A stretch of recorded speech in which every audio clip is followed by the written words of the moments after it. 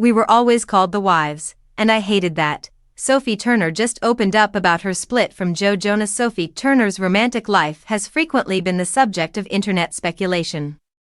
Last year, her highly public divorce from Joe Jonas after 4 years of marriage dominated headlines for weeks. At the time, it seemed like every day brought a new news about the couple's divorce. The press cycle included Sophie supposedly loving to party, a Ring camera reportedly capturing something that made Joe realize the marriage was over, and Taylor Swift and Sophie being sighted together.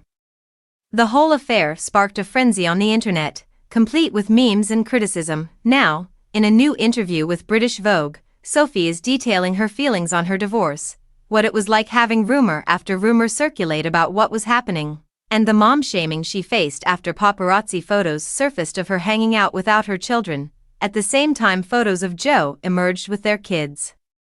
"I mean, those were the worst few days of my life," Sophie began when recalling how she felt in those early days after her split with Joe became public. Explaining where she was when everything started to happen, she said, "I remember I was on set. I was contracted to be on set for another 2 weeks, so I couldn't leave.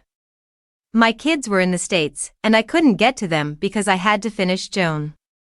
And all these articles started coming out. Joan is an upcoming limited series starring Sophie as Joan Hannington.